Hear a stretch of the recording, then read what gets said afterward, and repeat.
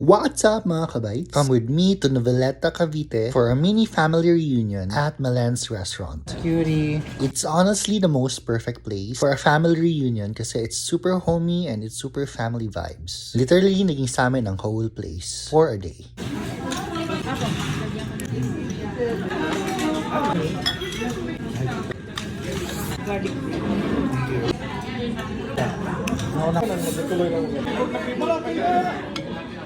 Parang yema. Ate, what's this? Ube. Sarap yan, sir. Parang liver.